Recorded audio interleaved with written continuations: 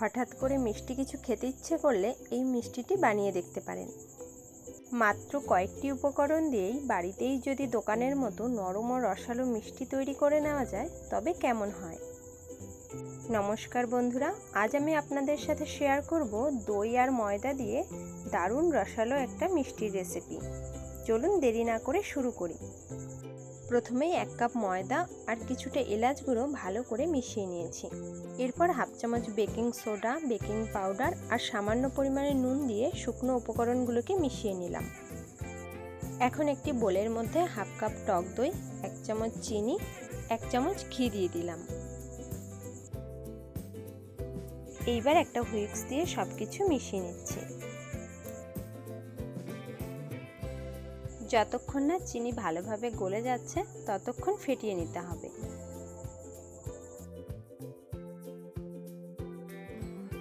ময়দাটাকে দইয়ের মধ্যে দিয়ে দিচ্ছি।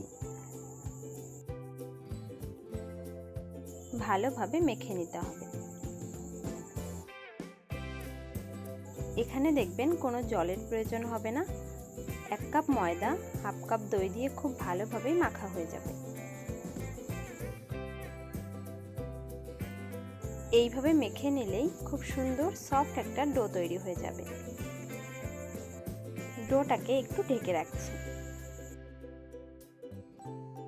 একটি কড়াইতে 1 কাপ চিনি ও হাফ কাপ জল দিয়ে একটু ফুটিয়ে নিচ্ছি। সুন্দর একটা ফ্লেভারের জন্য কিছুটা জাফরান দিয়ে ভালো করে মিশিয়ে নিতে হবে। চিনির রস খুব বেশি ঘন করতে হবে না, একটু চিটচিটে হলেই নামিয়ে নিতে হবে।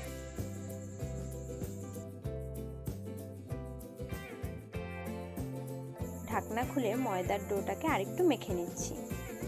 যেহেতু বেকিং সোডা, বেকিং পাউডার দেওয়া রয়েছে তাই দেখবেন এটা অনেকটাই হালকা মনে হবে। ডো থেকে দুটো লেচি কেটে নিচ্ছি।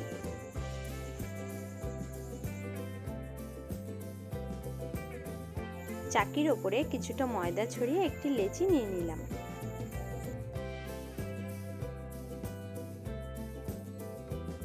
লেচিটাকে একটু মোটা করেই রুটির মতো বেলে নেব।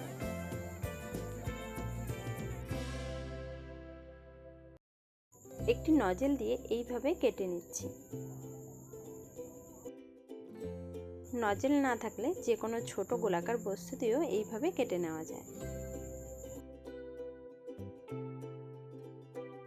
দেখুন কত সহজেই নজেল দিয়ে কেটে নেওয়া যাচ্ছে।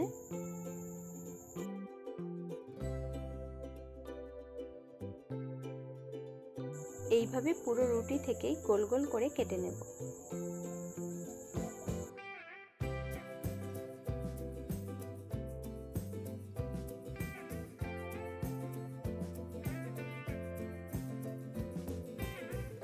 একটি রুটি থেকে এতগুলো তৈরি হয়েছে।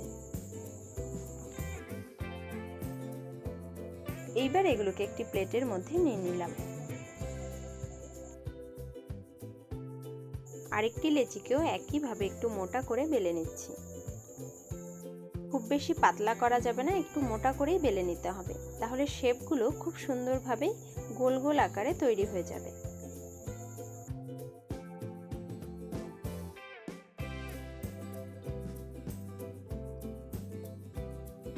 এক কাপ ময়দা দিয়ে কতগুলো মিষ্টি তৈরি হয়ে গেছে।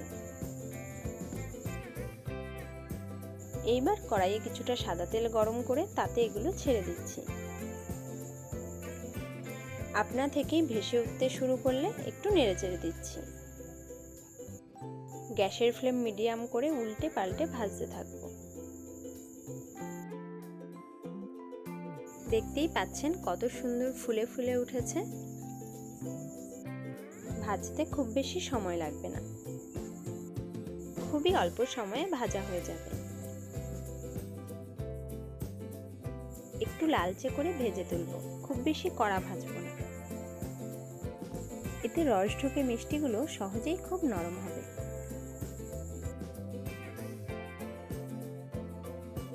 বাকি মিষ্টিগুলোকেও তেলে ছাড়ছি। প্রথমেই নাড়াচাড়া করব না, কিছুক্ষণ পর যখন আপনা থেকেই উপরে ভেসে উঠবে তখন হালকা হাতে নেড়ে দিতে হবে।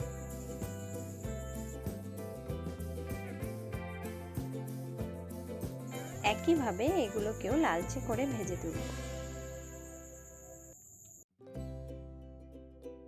সবগুলোকে ভেজে তুলেছি। দেখুন এগুলো কত সুন্দর লাগছে দেখতে। এইবার হালকা গরম চিনির রসের মধ্যে দিয়ে দিলাম। ভালো করে চিনির রসের সঙ্গে মিশিয়ে নিচ্ছি।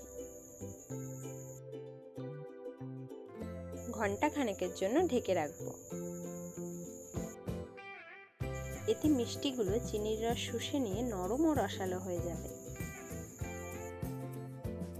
দেখতেই পাচ্ছেন এগুলো কতটা চিনির রস শুষে নিয়েছে। এবার একটি প্লেটের মধ্যে নামিয়ে নিচ্ছি। তো বন্ধুরা, আজকের এই অসাধারণ মিষ্টির রেসিপিটি আপনাদের কেমন লেগেছে কমেন্টে জানাতে ভুলবেন না। ভিডিওটি ভালো লাগলে লাইক, শেয়ার এবং আমার চ্যানেলটি সাবস্ক্রাইব করে নেওয়ার অনুরোধ রইল। ফেসবুকের দর্শক বন্ধু হলে লাইক দিয়ে পেজটি ফলো করে পাশে থাকবেন। এইভাবে একবার ট্রাই করুন, খেতে দুর্দান্ত লাগে। একদম কম খরচে সহজেই বানিয়ে নিতে পারবেন। এরকম নতুন নতুন মজাদার রেসিপি নিয়ে আবারও ফিরে আসব। ভালো থাকবেন, সুস্থ থাকবেন। ধন্যবাদ।